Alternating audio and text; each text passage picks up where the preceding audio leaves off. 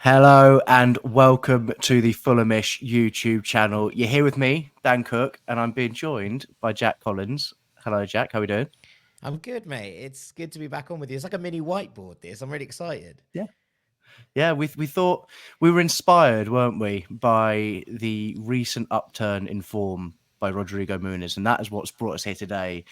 It's just a little chinwag about what's happened to our Samba striker, about how he has grown from a kid that looked awkward and wrong in his first season with Fulham, and then a really poor loan spell last year to an absolute Premier League bagsman this season. I mean, it's incredible, and I think we just got so excited that we were like, right, we need to sit down and talk this through. So thank Yeah, you for joining me. absolutely. Of I course. guess the place to kick off is his performance against Spurs at the weekend, which was again sublime and so effective and present throughout the whole game. I think that this is something that's impressed me most, more than just the goals, is the fact that he just always seems to be involved, isn't he? Yeah, it's about offering an option, I think, and it allows Fulham to do lots of different things. And I thought you mentioned it on Sunday's podcast.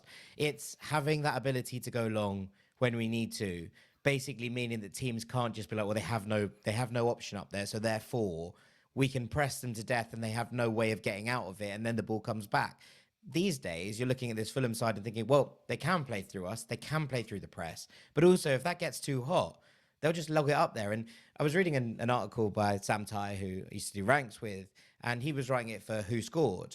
And it was basically like Rodrigo Muniz doesn't win that many of his duels, but he usually scraps around to either allow someone else to pick up a second ball, to force a mistake, to push a defender into going the other way. It means that awkward touches are coming off. So, whilst the stats don't always look great in terms of his duels won and his aerial duels won, actually what we're looking at and seeing in real terms with the naked eye is that it's a defender who a striker who puts defenders off balance, and he is one of those sort of really awkward players to defend. And I think that that's important in so many ways, because whilst he hasn't always, and I still don't think he is a refined striker in terms of what he brings to the game, and I don't think you need to be looking into the game too deeply to understand that he's just a bit sort of limsy and there's sort of arms everywhere. He's a bit gangly. But it must be an absolute nightmare, because you're sort of like, well, what part of the body is he going to get on this? And he seems to be able to sort of contort himself into weird ways, which defenders are a bit like, what's going on here? I'm not sure how to deal with this whatsoever. So seeing it and seeing it, this kind of transformation, if you will, this blossoming from the ugly duckling into a beautiful swan is quite something. And look, I don't think anybody saw this coming. And I don't think it's weird to suggest that none of us saw this coming. We had some glimpses of good performances pre-season. Thought he did really well, worked really hard, but equally you're sort of still there like, what's the situation with Mitrovic? How Fulham going to deal with this? You get to that big opportunity that he got against Manchester United, where I thought he played pretty well, and then he went off with an injury and went straight back down the pecking order again. And this opportunity, third time lucky, if you will, just grasped with both hands. It was really impressive at the weekend. I really like what I'm seeing from him across his all round game is probably a bit strong, and we'll come on to it in terms of what he's good at, what he's not, and understanding those limitations. But I think just in terms of that confidence and that ability to put himself into different situations, which a lot of people would maybe duck out of, is proving and fueling, I think, this goal scoring spell, but also more than that, a spell of impressive form in performance as well. Yeah, yeah, I think that's spot on. I completely agree with the weird contortions of the body as well. Like one of my like visions, if I try and conjure up an image of Rodrigo, is competing for a header at almost like a 45-degree angle. Like he'll Yeah. run across the pitch for a header, and he will be like that trying to win it. And you're like, as a centre back, it just must be a nightmare, because you think you're lining up nice and straight for a header, and you just know you've got this bloke sort of thundering into vision, going to try and just make it awkward for you. And And all he's he going to doesn't do is have to head the win ball every out of header. play, right? The ball's going to go out. It's going to go out of play. But still, it's like, wow, he won that header. That's a mental battle. It's all of those different things that put doubt and fear in defenders' heads. And I think that kind of inability to understand what on earth he's going to do next is playing heavily in his favour right now. Yeah, it is. And when you talk about that awkwardness and that fear factor, it's just exactly what you want in a striker. It's what we had in a striker. That it's one of those things that teams are now looking. So, we're coming up against Fulham. Oh, right, they used to have a right sod of a number 9 up top who I hated playing against, and I thought we were going to get an easier ride this year. And now, actually, no, they've got a new one on the scene, and a On couple such a of those different goals that level he as scored. well, though, right? Yeah, I think it's so yeah, funny the difference in personalities of those two on the pitch. Instead of like this angry Serb who's like, yeah, might have a fight with you, gonna have a physical battle. You've now got this like really happy Brazilian flying around, throwing himself at stuff. It's like, hang on, how have they got the same results out of a completely different personality? It's very bizarre, but it is working. yeah. It really is, and I think some of those goals. I think the difference you see. And this is one of the things where he's really grown. Is one the instinct that I didn't really think he ever had, and that's fine because you can develop instinct, and as a young striker, Yeah. you're not always necessarily expected to have it, but a few of his goals where he's nipped in front of a centre back or a keeper or both, I think are real hallmarks to me of someone who's starting to learn the areas you need to pick up to be effective in the box, which is a huge plus. But then that goal at the weekend, the first one where he takes the touch and then finishes it across the keeper, that was more than instinct. That was like a proper centre forward who knew how to behave in the box and had the ability as well to do it. It's not an easy touch to take, it's not an easy finish, and to do both in the same sort of movement is amazing. Yeah, I mean, this is it. And as you say, it's about learning and developing as a player. And what I think is interesting is that this is the first run of games, maybe ever, in Rodrigo Muniz's career, that he's been a starter for 7, 8 games on the trot. This is it, because he was a bit part player at Flamengo. He came through. Obviously, he scored that bicycle kick at the Maracanã. Everyone got a bit excited. He was very young, and rightly, they just were like, okay, let's play him around a bit. He played a little bit in the kind of state championship rather than the kind of Brasileiro, the Serie A in Brazil, but he played a little bit knocking around in sort of the regional championships. That was really it, because then obviously he went out on loan first to Coritiba when he was very young, didn't play all that much there. He came to Fulham, made lots of appearances in the championship, but 2 of those were starts? The 25 games he played for Fulham that season, I can pick out 2 where he started the game. And then he obviously goes to Middlesbrough. He starts a little bit right at the start and then falls away again. And then this is the sort of first run of form. He's 22 years old.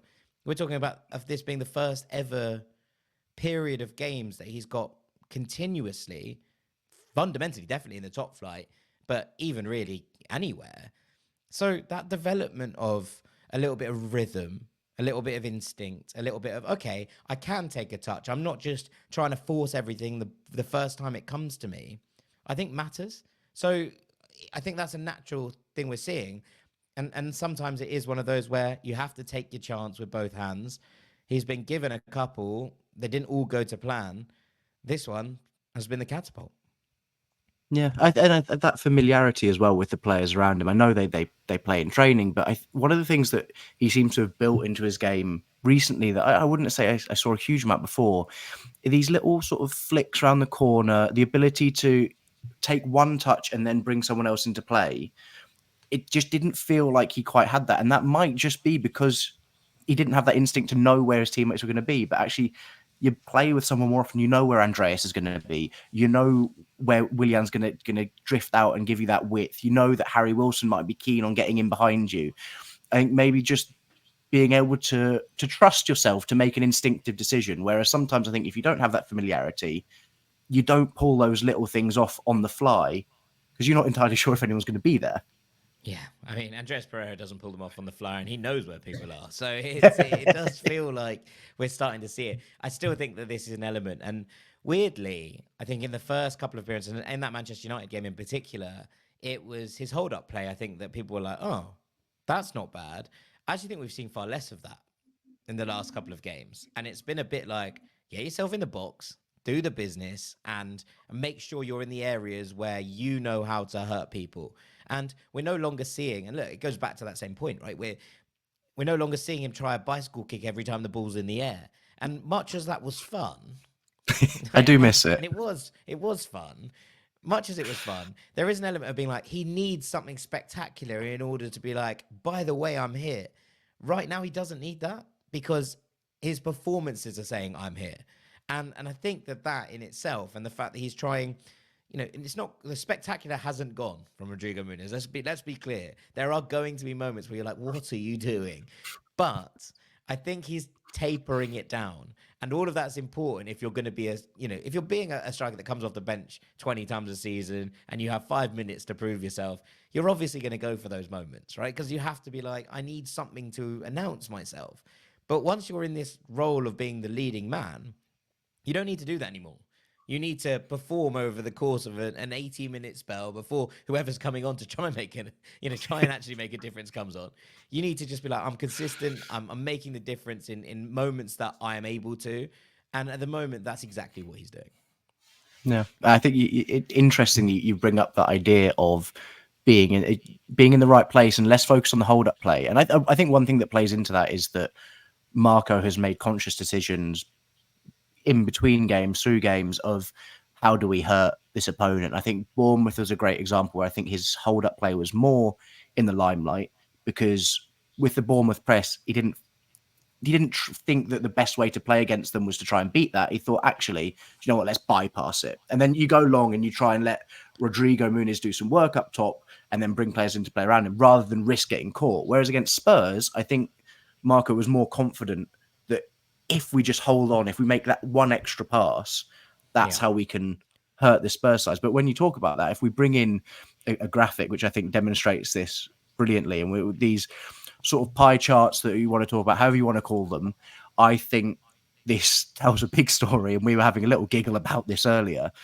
If you have a look at the percentile ranks that this gives, so the further out towards the edge of this circle means the higher percentile he's in. So in his recent performances, if you're looking at the 92nd percentile for goal, 95th percentile for shots, 94th percentile for touches in box, those are the numbers of like a pure poacher, right? That is someone who is operating within an 18-yard box and just scrapping for goals.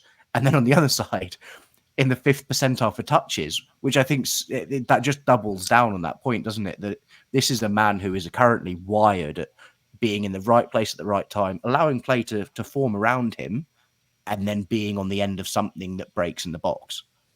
Yeah, I mean, he doesn't need to be involved all the time, right? And I think that's important. So much of, for instance, so this is a graph that basically is his percentile ranks, as you say, per 90 minutes throughout the season compared to other strikers in Europe's top 5 leagues. So those goals and shots per 90 are pretty stunning. Now, we should probably caveat that it's a small sample size and therefore, you don't read all of this. But just in terms of using it to determine his style of play, I think it's quite interesting to look at.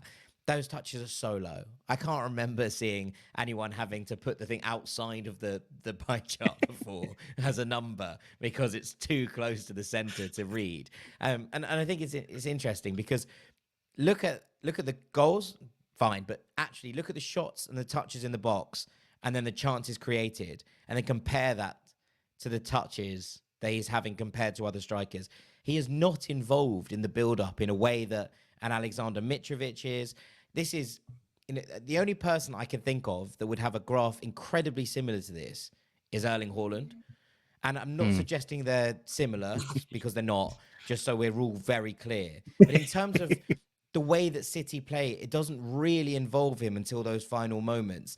And if it is, then those chances created, and why that's so high is because when he's getting those moments in the box, if he's not getting a shot off, then he's allowing somebody else to come into those areas and make a difference. And that causing that chaos in the box and that uncertainty within defenses is something that he's doing incredibly well. And it's opening up opportunities for other people, as well as obviously the 7 goals he's picked up himself at this point. And I think it's just worth noting that how much of this is, right, he's in the box, the touches in the box is so high for a striker, and the shots he's getting off are incredibly high in terms of where he ranks compared to other strikers.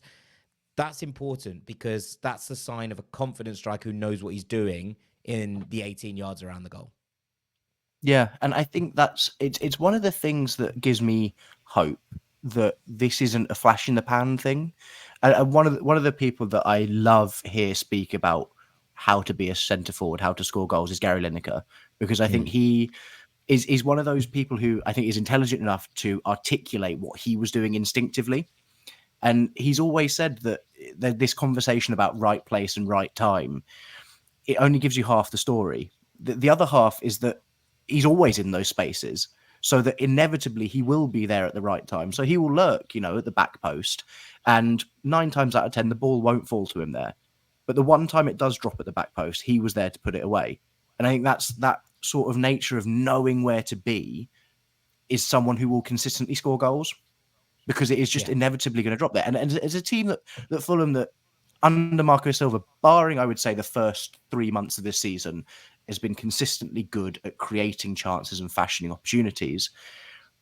By virtue of being in the right place at the right time, you are going to score goals as a centre forward, I think. And that's a really promising thing for me to see. And it is, I don't know how to sort of articulate how silly it is that you can be in the 5th percentile for touches and the 95th percentile for shots. Because I think you jokingly said it, but that means basically every time he has the ball, he has a shot. It is that sort of level of thing, because you would expect that to be so much lower, but that is a testament to the player that he's growing into, which I think is really interesting. And if we're to sort of build on this and give a comparison to a Premier League striker that I think at the start of this season, a lot of Fulham fans would have loved to have been able to replace Mitrovic with. I certainly would have. And part of me really hoped Bournemouth went down last season, not out of malice, but because I really wanted Dominic Solanke.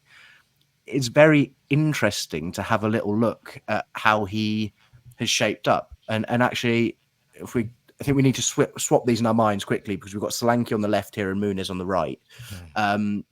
But basically, there's a distinct similarity in here, in the sense of a striker that maybe isn't constantly involved, but is doing work out of possession in terms of defensive actions and winning aerial duels as well, if you're in possession, and not necessarily creating play around him, but letting it happen and then being in the right place to make goal scoring opportunities occur. And if anything, I would say that Rodrigo Muniz's radar chart is better than Dominic Solanke's so far this season. Yeah, I mean, there's not much in it, if I'm honest. I think what's interesting is the dribble attempts. That's actually where I thought the two were very interesting in looking at them. Obviously, Solanke's a larger sample size, so we have to bear that in mind. He's done this consistently over the course of the season. Muniz has only been in the side really since January, and in real terms, right? So, but those dribbles attempted, I think, is interesting, because Solanke will look to get his head down and actually go and drive forward with the ball in a way that I don't think Muniz really ever does. It's very rare. Can you pick out a moment in the last couple of games where he's got the ball on the turn and charged towards goal with it? It's not really his style. And that's, I think, maybe the main kind of difference in stylistic nature between these two players. But apart from that, I actually do think that it's quite a nice comparison. And actually the way that they operate and the way that they look in terms of what they do to defenders, that awkwardness, that gangliness as well that comes into play here, as kind of like body shapes, as in terms of what they're both relatively quick but not absolutely rapid. They're both good pressers. They both win a lot of aerial duels. They both like to get shots off and get those areas into those areas where things can happen. The touches in the box speak to that for both players. But yeah, I think that just that dribbling aspect or something, and I'm not 100% sure it's something I want Rodrigo to add to his game, because I don't know if he needs it. And also, some players aren't good at that and some are. Solanke is blessed with actually quite a nice short dribble where he doesn't knock the ball strides ahead of himself. He's able to control it in those tight situations. Whereas I'm not sure that I would have Rodrigo doing the same thing. But I think as a comparison, it works quite nicely. Yeah, agreed. And interesting, because you think how much Dominic Solanke would have set us back, and you think about his value now as well, especially after the season he's had, and to be competing at that sort of level of striker who you would comfortably at the start of the season, I comfortably have said that Dominic Solanke is good enough to be a striker in the top 10 of the Premier League.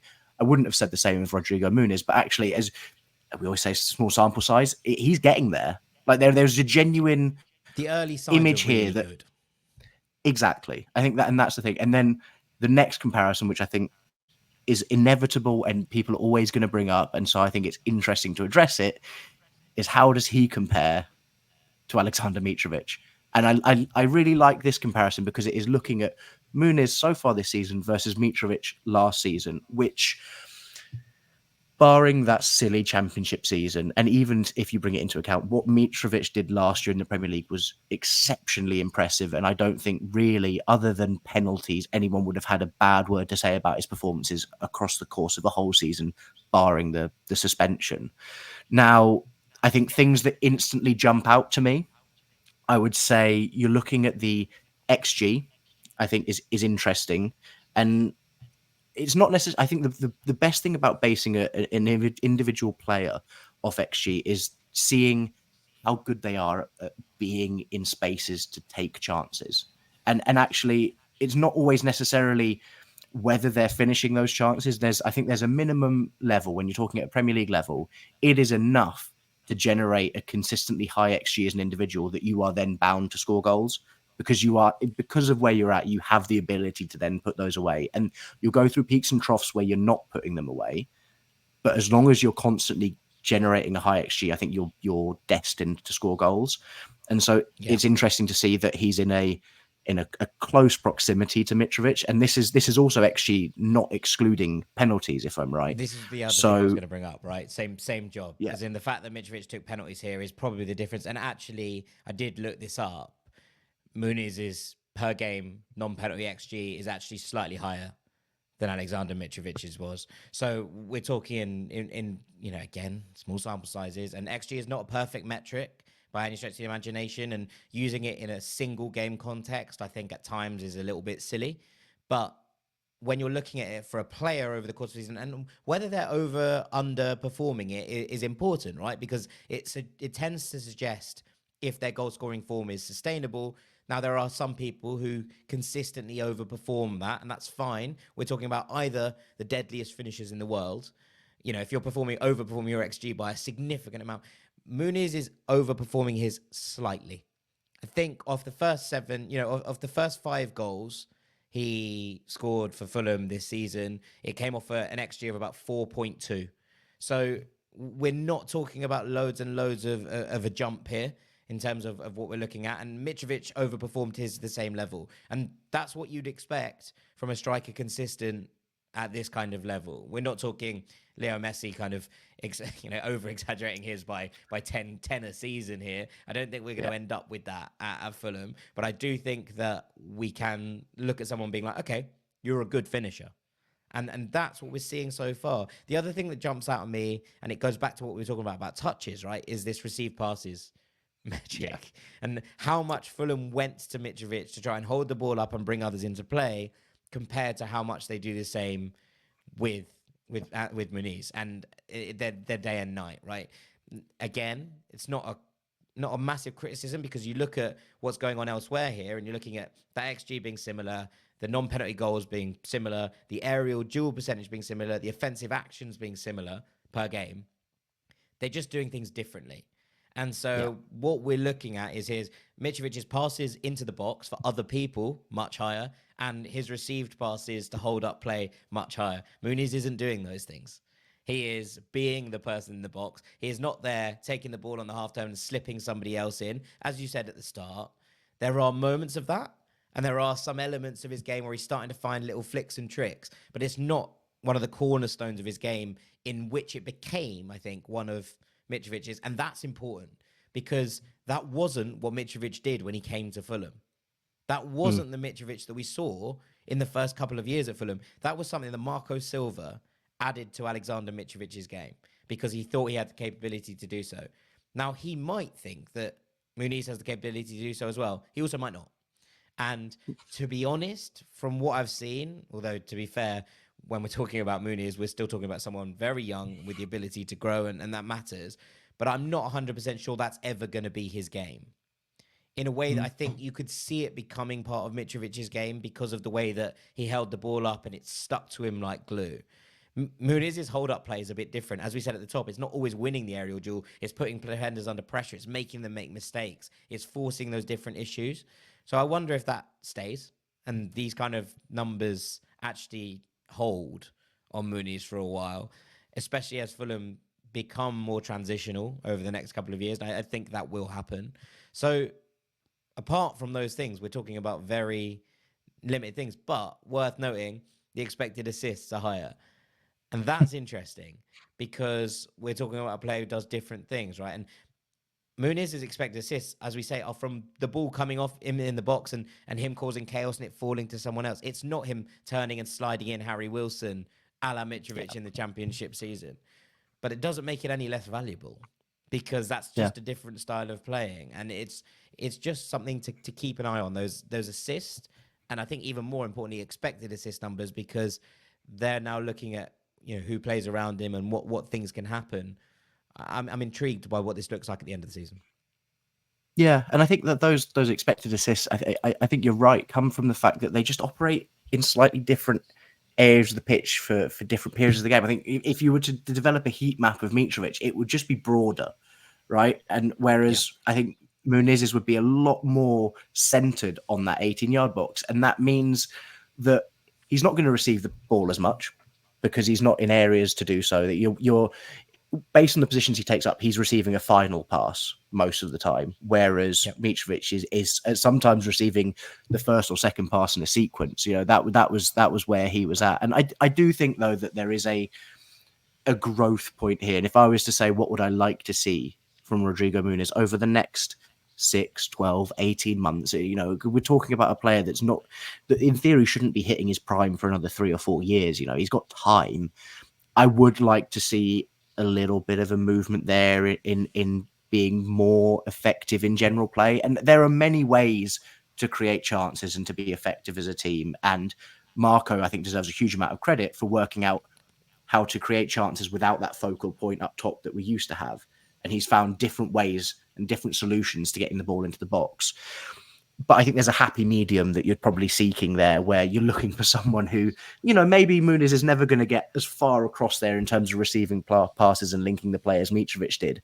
Yeah. But I think seeing it that low down means that at times we maybe are just lacking a little bit of an out option. And it would be nice to see him maybe start to bring that into his game a little bit more. Yeah, I mean, it's a different out option, isn't it? Because actually, as opposed to going to chest, which you used to do with Mitrovic and be like, right, stick the ball up there, we'll bring the team up the pitch. I think what happens now is you tend to put it in the channel and be like, gallop after that, Rodrigo, and force the defender to put it out of play. And we build from the set piece, if you will. So I think that, it doesn't necessarily need to be the exact same. It doesn't need to be he can suddenly be like, his chest is Velcro. But I do think that there are different ways of doing that. I agree with you. I think I would like to see him develop that understanding, and maybe it will come. And Mitrovic had a long time playing with a lot of these players and understood them innately in terms of what they were trying to do. We're still talking about someone who's relatively raw in terms of his exposure to this team. But in terms of just what the team do differently when Muniz is on the pitch as opposed to what Mitrovic did last year, I wonder if that takes a little bit longer than we maybe expect to change. But I don't actually necessarily think that's a bad thing. No, agreed. I think one final question before we go, and this is going to really put you on the spot, and I think I want you to stick your neck out here. If we take the assumption that Rodrigo Muniz displays the same amount and consistency of form between now until the end of the season, we're not saying he scores another 7 goals like he has done already. Let's say he gets 3 or 4 more. Double figures, he gets double figures. He gets double figures for the season. Is he your number one option next season? Or do you go out and sign someone else to play ahead of him? My mind's changing on this. So, even after the first spurt of goals, I was like, cool, now bring in someone to guide him. Go and bring in. But I think if you have Raul there already, then maybe you have a striker who's been through it and understands it and can speak to him. I think maybe what you do at that point is bring in a different type of striker. You go and spend 20 million on a striker who can also play a bit on number 10, a little bit wide. I was banging that drum about Hugo Kuipers for ages. He ended up in MLS with Chicago Fire. But I think there are players out there who you can look at and be like, okay, you might not need to replace Muniz, but he also might not be available for every game of the season. We are talking about a player who has had, at quite a young age, quite a lot of injury issues already. And so having that kind of balance in terms of what the squad looks like is important, and understanding it. That said, we spent a lot of time at the start of the year being like, we have three strikers and we play one up top, and none of them Yeah. can do anything else. We don't have any strikers apart from Bobby Decordova-Reid, who is really sort of the utility man.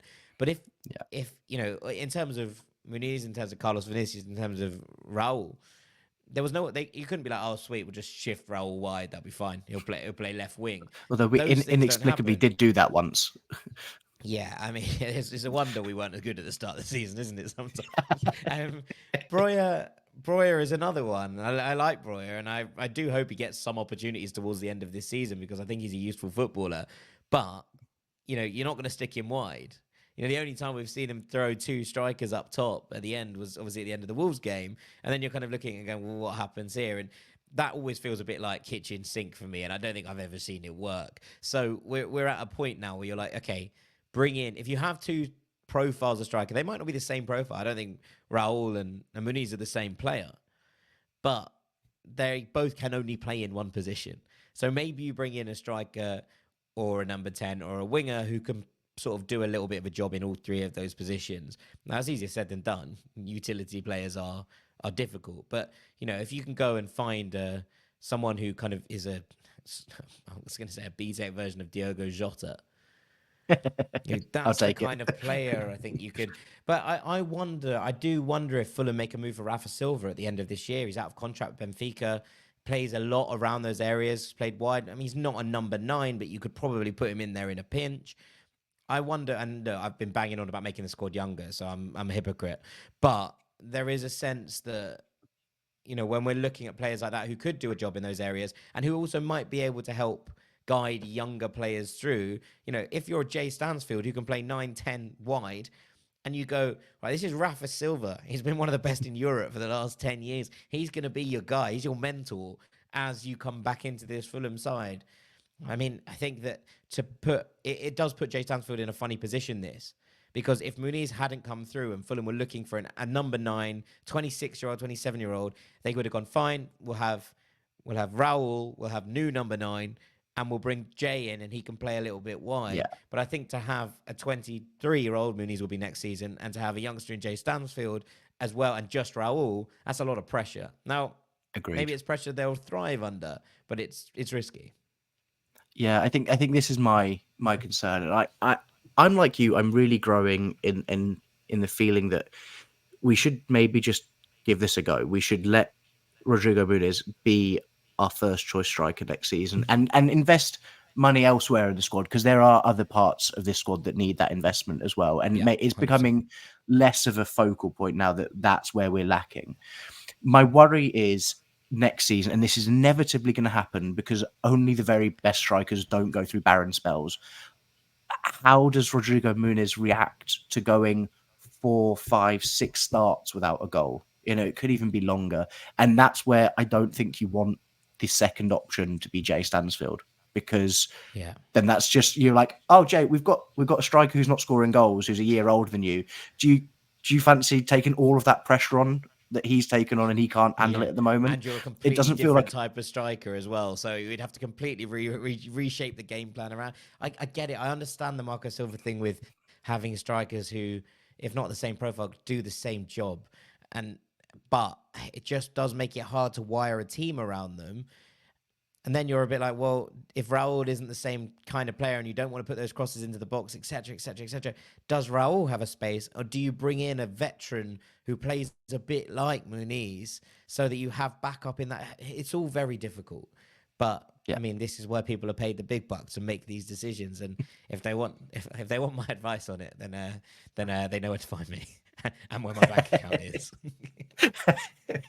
I think that's a great note to end it on, is you apply your services to Fulham Football Club and see if they'll bite. Let us know down in the comments whether you think this is a good idea. I think both me and Jack are on the same page here. We take this gamble.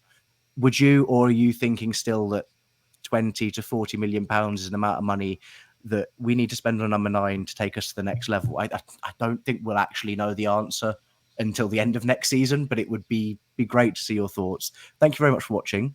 JC, thanks for joining me. This has been so fun, and also twice the amount of time that we were expecting it to take. It was always going to be fun. Thank you, Cookie. I really appreciate it. It's been an absolute heap of fun doing a little whiteboard. It's been great. Thank you for joining us. Thanks for watching. Enjoy the international break.